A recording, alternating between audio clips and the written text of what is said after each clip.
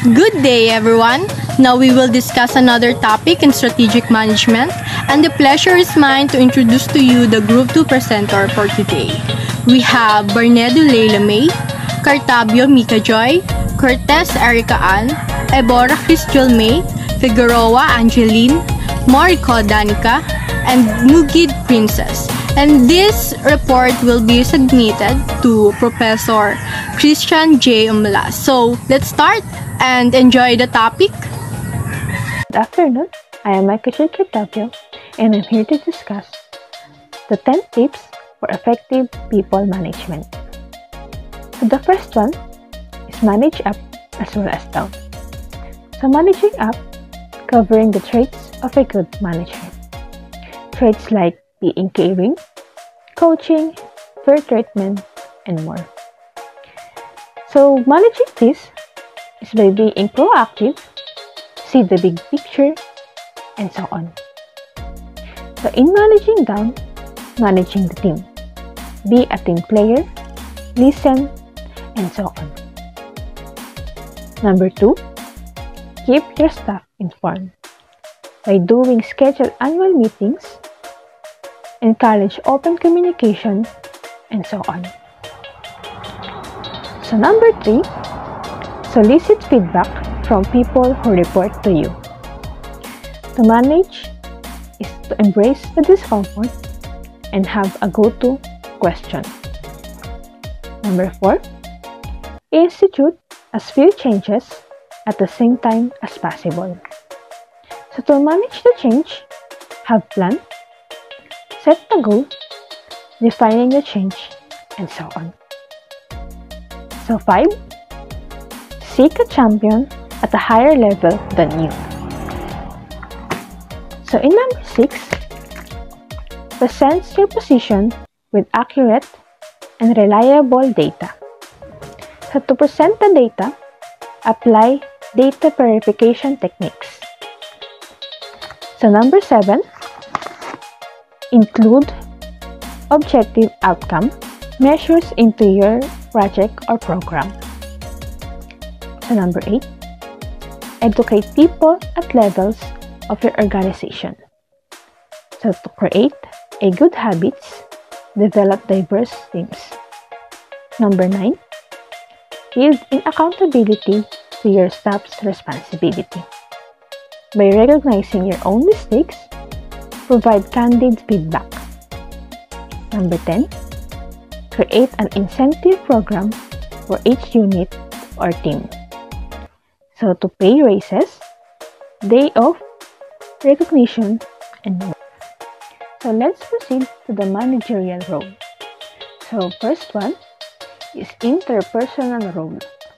So it is the manager's role to have a relationship with others, to interact, understand, and inspire individuals and groups. So under this, we have figurehead. So managers act as figurehead because of their formal authority and symbolic position. So they represent their company. So example, cutting the ribbon at ceremony for the opening of a new building. So the second is the leader. So the role is to guide and motivate employees to achieve organizational goals. So example of this is by being an influencer to the subordinates. So the third one is liaison. So it is act as a go-between among individuals inside and outside the organization. So example, managers represents the retail sales division of the company at a regional sales meeting. So the second role is the informational role. So manager's role is to control both internal and external information. So they need to disseminate the data collected information in the organization. So under this, we have monitor. So the role of monitor is to seek out and gathers information relevant to the company. So So example of this, finding out about legal restrictions on new product technology. So the second one is the disseminator. So it provides information where it is needed at the organization. So example of this, providing current production figures to the workers to the assembly line. So the last one is the spokesperson. So the role is to transmit information to the people outside the organization. So example of this is representing a company at a shareholder meeting. So the third role is the decisional role. So facilitating decision-taking to bring out the desired improvement. So under this, we have entrepreneur. So searches or seeking out new opportunities and initiate change. So example is implementing new production process using a new technology. So the second one under this role is the disturbance handler. So handles unexpected events and crises. So example of this is handling a supplier reneging on a contract. So the third one is the resource allocator. So designates or allocate the use of financial, human, and other organizational resources. So the last under this role is the negotiator. So it represents the company at negotiation process. So example of this is participating in salary negotiation with union representatives. So before we discuss another topic in manager's role, I will introduce myself first. I am Crisghel EBORA, the leader of the group presenter. And now we will discuss another manager's role.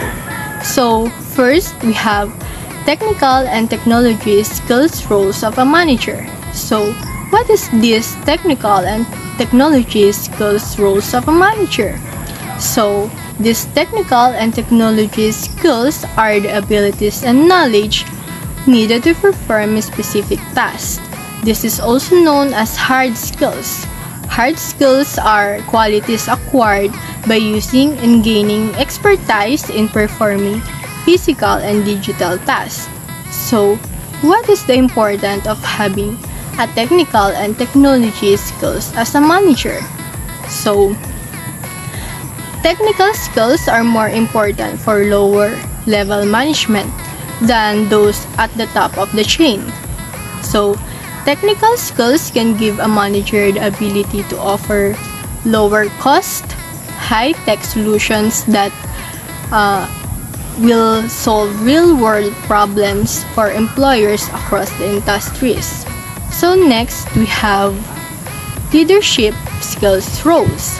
So what is this leadership skills roles? So from the word leadership, this is the practical skills encompassing the ability of an individual, group, or an organization to lead, to influence, or guide other individuals, teams, or the entire organizations. So, what is the importance of these leadership skills roles of a manager? A manager should be a leader to show the path to his follower, whereas the leader role is to coordinate and guide so they can work efficiently and effectively. So next, we have team building skills roles of a manager. So what is this team building roles of a manager? So these skills is the key competencies used to form productive and engaged teams. So why this team building skills important role of a manager? A manager which has a team building skills roles are able to help individuals, employees invest and work in a cohesive group that shares both a purpose and achievements. So next, we have conceptual skills roles. So what is this conceptual skills rules all about? So conceptual skills provide the ability to develop solutions regarding high-level theories, ideas, and topics, and how these conceptual skills roles of a manager is important. With conceptual skills, it becomes easier to understand the abstract or the complicated ideas in our organization. So next, we have diagnostic skills roles of a manager. So what is this all about? Diagnostic skills refers to the ability to visualize best response to a situation. So why a manager needs to possess a diagnostic skills? So all the managers needs to possess diagnostic skills because it is necessary in identifying in a particular problem and defining it. And these skills are acquired through formal training, practice, and experimentation. So all in all, a manager should possess different skills roles to easily access the employees and create a positive and conducive work environment, because effective knowledge management supports the creation, dissemination, and utilization of knowledge to help to achieve an organization goals and objectives.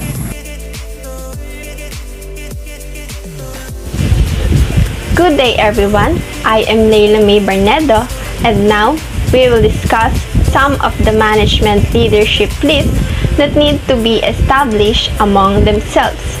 In short, these are the characteristics or skills that a managerial leader should acquire. First, strategic thinking and analytical skills. Having these skills enable a managerial leader to use critical thinking in solving problems and plan for the future. For example, a company experienced a declining sales. So as a leader, these skills will help you to analyze the root of the problem and come up with an idea on how to resolve it. Second, people and management skills.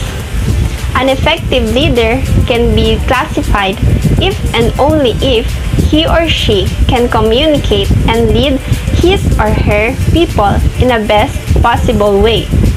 For example, an organization are tired because of workloads. So as a leader, you must motivate your subordinates in doing their tasks. Next, planning and deliver skills. Why do you think a managerial leader should acquire these skills?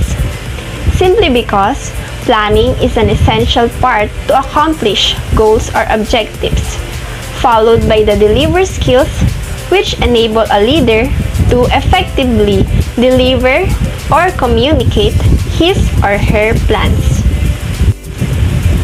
Another one is change and innovation skills. A managerial leader should have these skills because it will help to be more flexible when problems arise. For example, the packaging of a product was made long time ago. Thereby, it is not eye-catching. So as a manager, these skills will help you to innovate and upgrade your packaging. Next, selecting and recruiting skills. A managerial leader should select and recruit his employees that will help on the growth of his business. A good leader must build a team that will contribute on the success of the firm. Next is industry knowledge skills. To be an effective leader, you need to have a knowledge and broad understanding on the industry you work with. All your plans or goals are useless if you don't know the flow of your work. Another one is problem-solving skills. A managerial leader should have the ability to identify a problem, determine its cause, and figure out all possible solutions. For example, there's a machine malfunction in a bakery shop. So as a manager, you need to think on alternatives.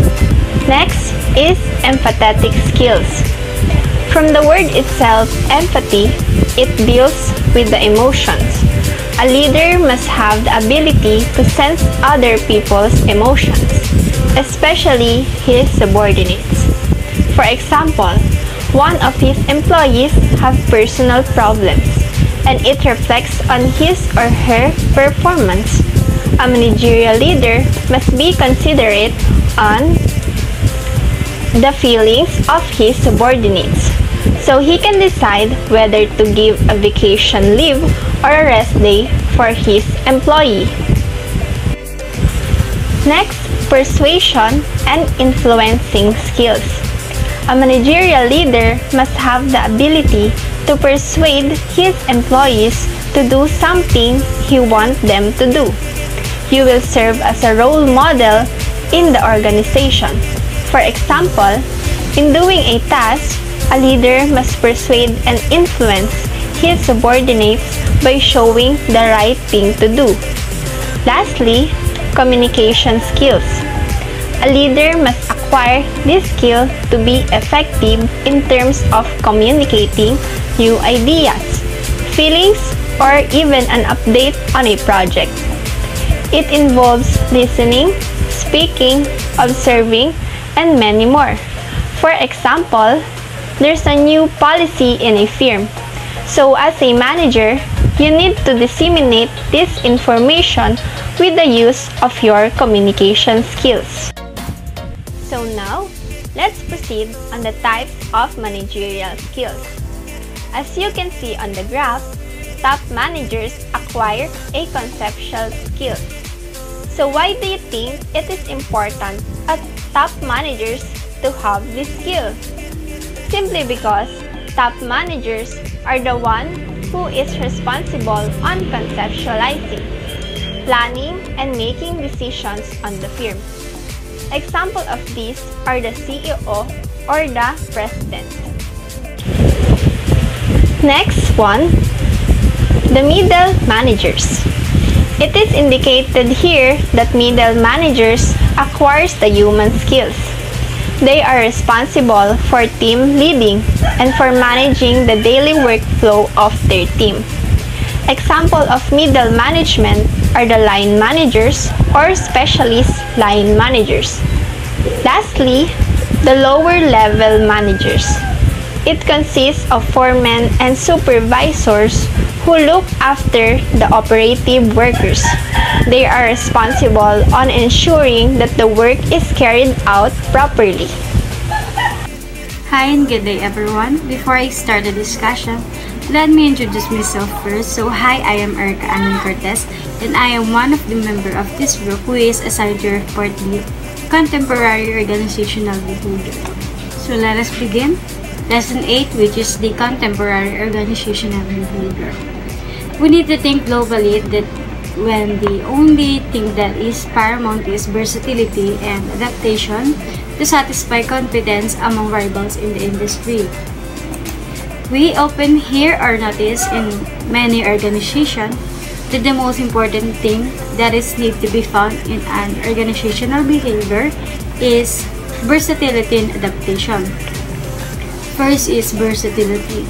In this behavior, employees' behavior that having wide-ranging skill set and their ability to perform numerous tasks or roles taught an organization. The second one is adaptation.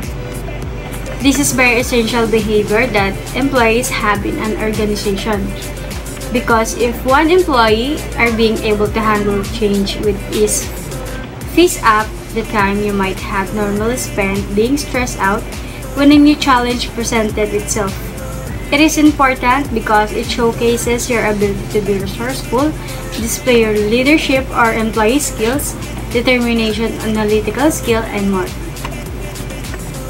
So let's go to the concept of contemporary organizational behavior. First is the individual differences. It is important for managers to understand individual differences because they influence the feeling, thought, and behavior of employees. Second one is motivation. It allows management to meet the company's goals. Motivated employees can lead to increase the productivity and allow an organization to achieve a higher level of output. Third one, psychographics. Managers focusing on understanding the employees' emotions and values so they can properly do the job well in an organization. Fourth, organizational behavior.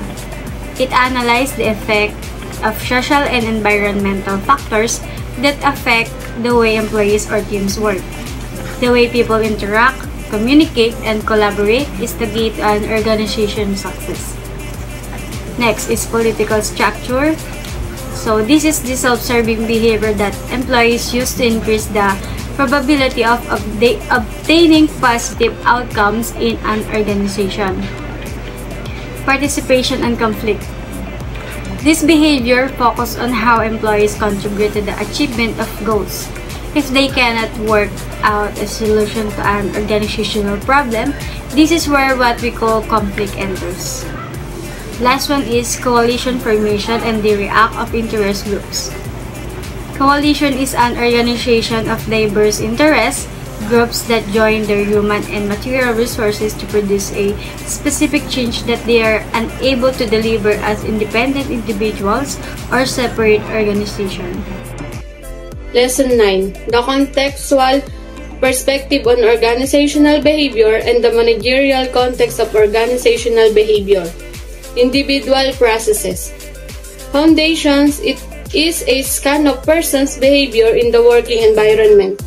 It identifies the effects on job structure, performance, communication, motivation, leadership, decision-making skills, etc. Motivations. This motivation is a mental trait that motivates the person to act toward a necessary goal and to avoid control and maintain certain goal-directed behaviors. Next is stress. These are various symptoms that affect a person's body, mind, behavior, and/or emotions. It is caused by negative or overwhelming work experience can cause a great deal of unhappiness to a person. Last is decision-making. An individual making this decision is quick and generally effective because it no longer requires gathering others and scheduling a meeting or multiple meetings, and having a habit of thinking and asking questions before performing, which is effective in evaluating and forecasting an individual's behavior. Interpersonal processes. Groups and teams. Each individual effort, when combined, is often more than the sum of their individual inputs. Their goal is not just information sharing, it is a collective performance. They often feature both individual and mutual responsibility, and the skills of the members are complementary to each other. Communications. It is a process of exchanging information, ideas, and feelings between two or more people. A person's communication is measured by the effectiveness of transferring messages to others. Leadership, power, politics. The role of power and political leadership in these current organizations is enormous, revolving around decision-making, the performance of employees and the organization, and how individuals interact with each other. Last is conflict and negotiation. The conflict or negotiation situation is where there is disagreement over interests or what wants is not necessarily what the other wants, and where both parties prefer to seek solutions rather than provide or gather or get in touch. Organizational processes. Organizational structure. This is how tasks are divided, grouped, and coordinated in organizations. Each of these organizations has a structure that clarifies the roles that members perform in the organization, so that everyone better understands their responsibilities to the group. Organizational design. It is a methodology that identifies non-functioning aspects of workflow, procedures, structures, and systems. It is modified to fit it to current realities or business objectives and then develops plans to implement new change. Third is organizational culture. It is a system of sharing assumptions, values, and beliefs that shows employees what are appropriate and inappropriate behaviors. This is important to employees because it influences performance in our organization.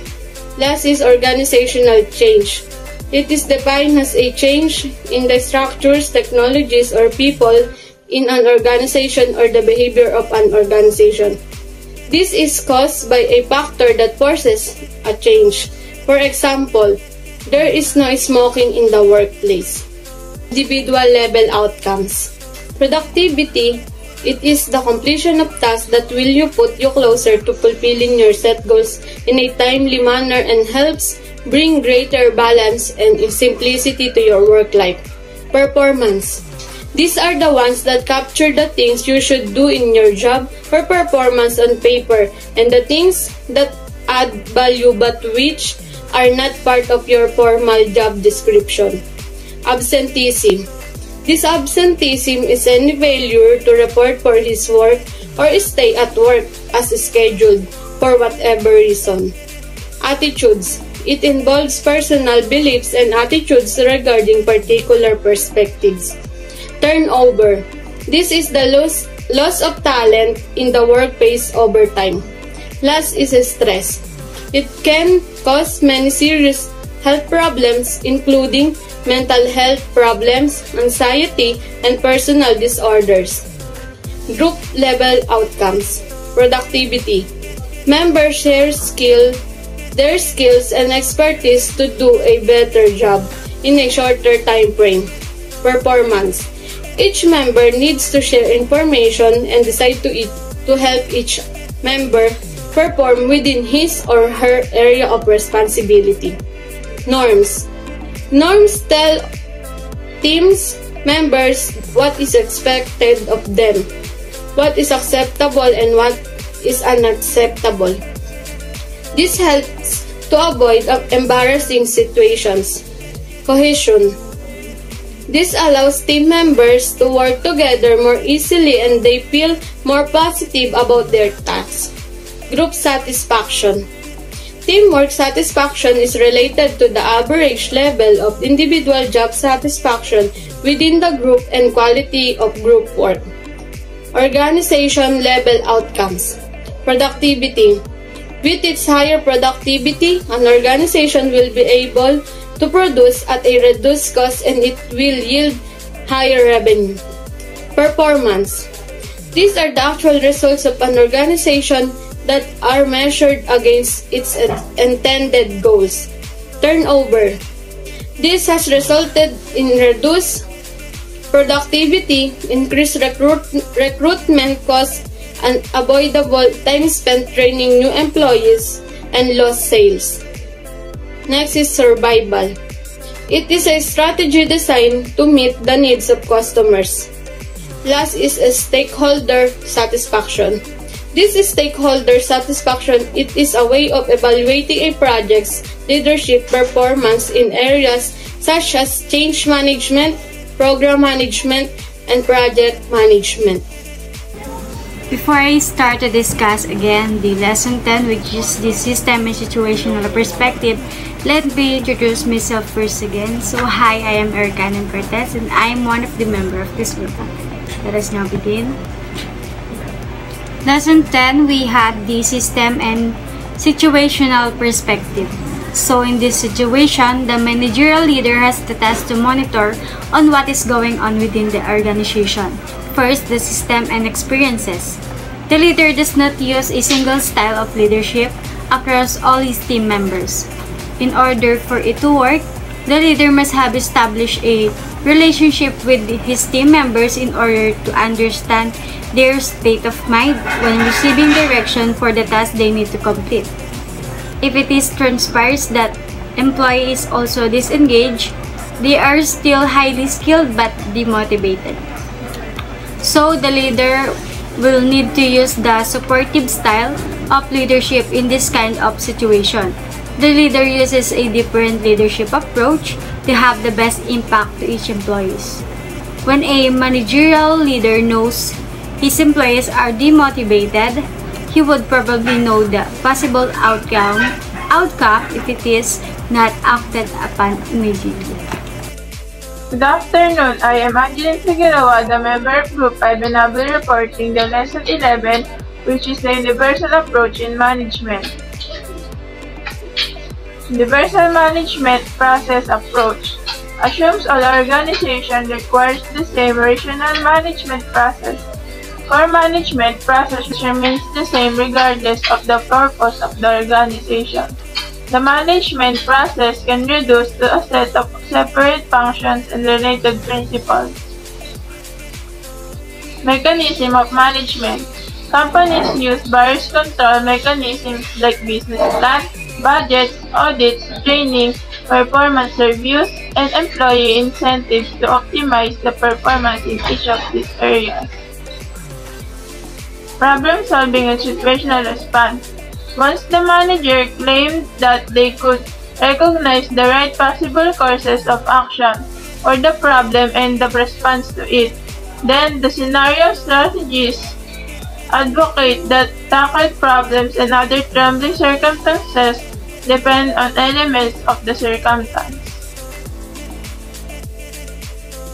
Moving on to the next lesson, which is lesson 12 about the job satisfaction and turnover predictor. First is demographic. It refers to the statistical characteristic of human population, used especially to identify markets. Marital status is a civil status of each individual in relation to the marriage laws or customs of the country. Kinship responsibilities includes the responsibilities and activities in one's relative relation between members of the same family. Children is a young human being below the age of puberty or below the legal age of majority. Age is the length of time that a person has lived or existed. Tenure is the length of time workers have been in their current job or with their current employer. Second is stress. It is defined as a pressure or tension exerted on a material object or in a situation. Role clarity is a degree to which employees have a clear understanding of their tasks, responsibilities, and processes at work. Role conflict is when the workers are given different and incompatible roles at the same time, or their role overlaps with another worker or work group. Role overload exists when the individual fulfills multiple roles simultaneously and lacks the resources to perform them. Overall stress is body's response to anything that requires attention or action.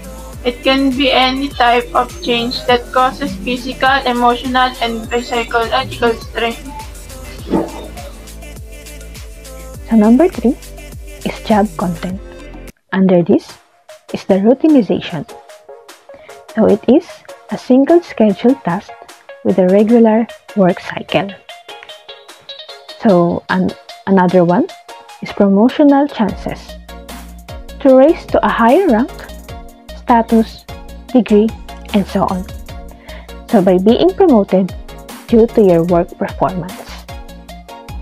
So the last one is the instrumental communication.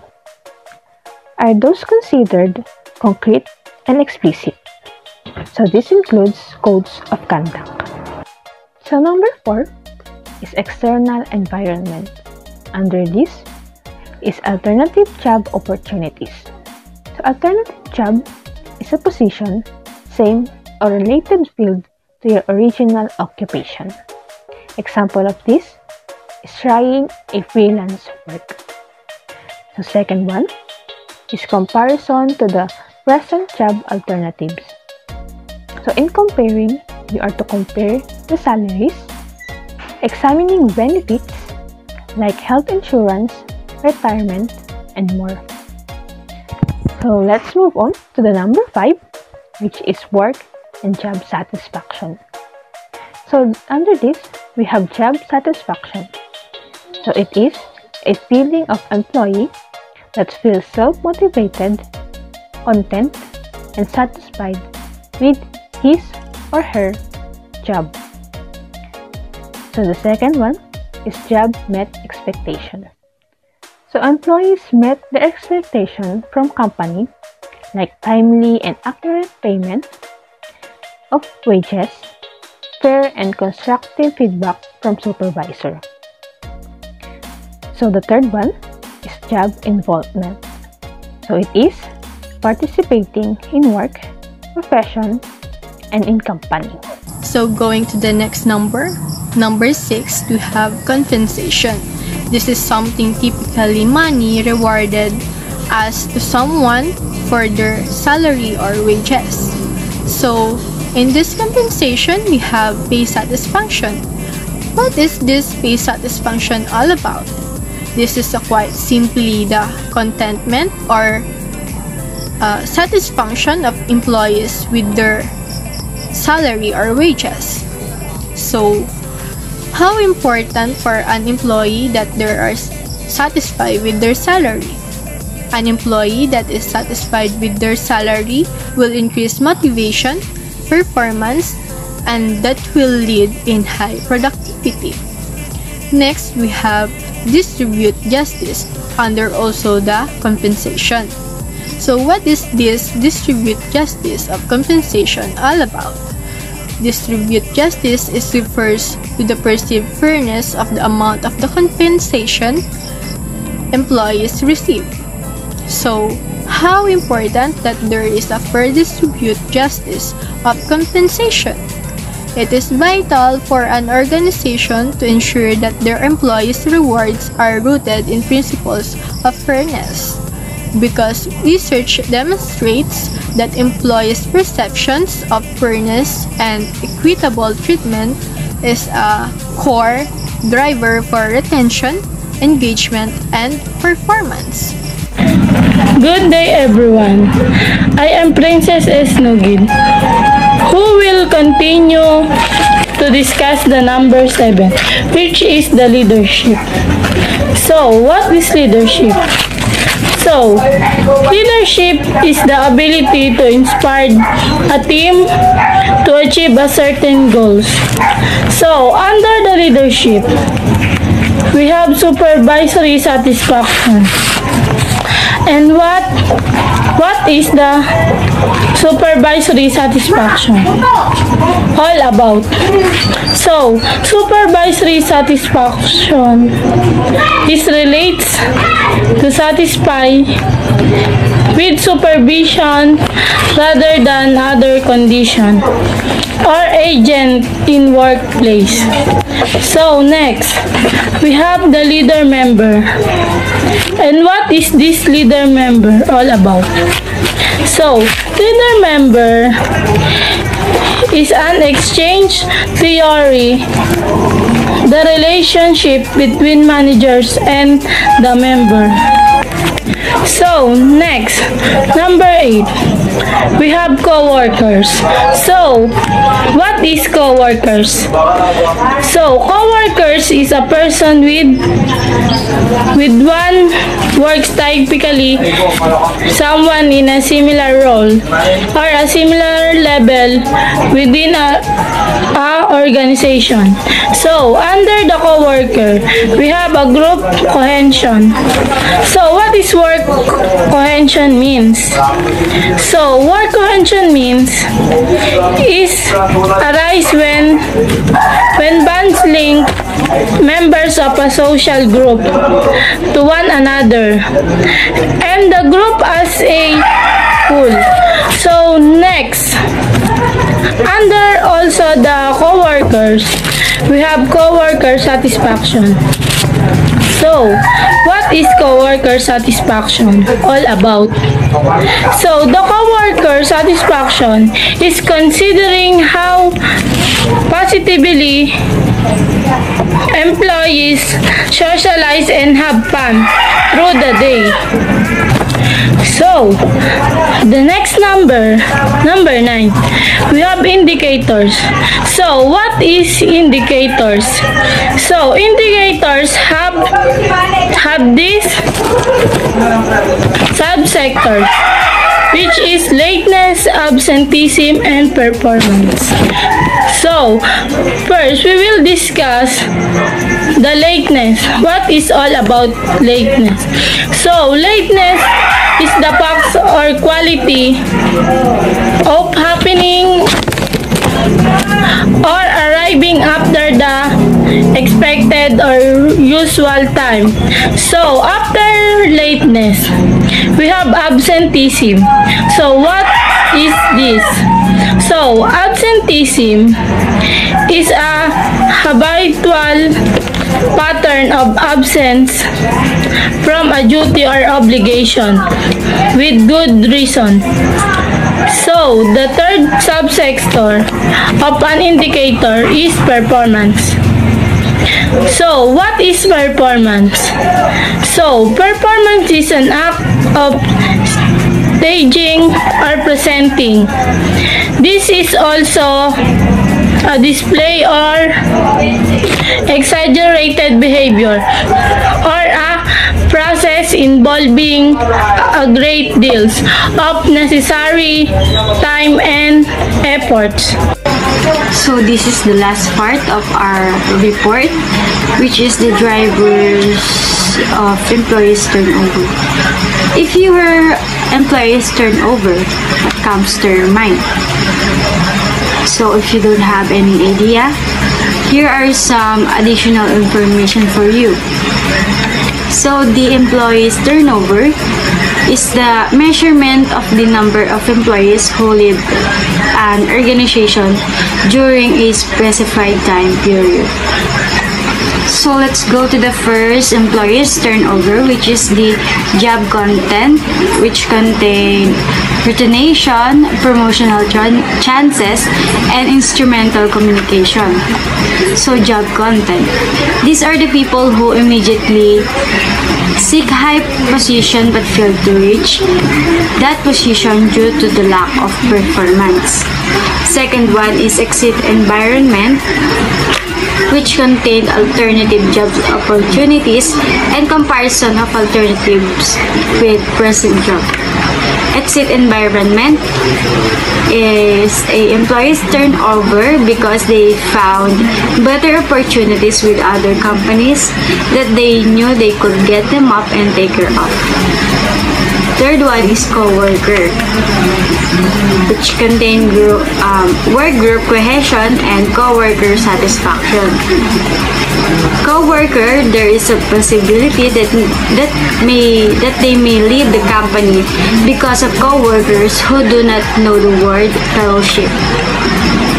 Next is compensation, that includes pay satisfaction and distribution justices.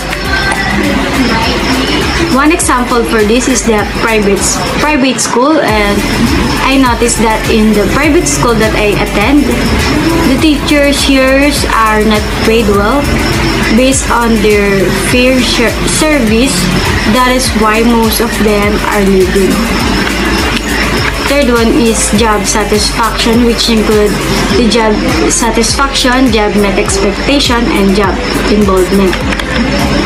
Job satisfaction, because there are companies that assign those who are not highly skilled in something, so most of them are not able to do their job properly. That leads into turnover of the employees.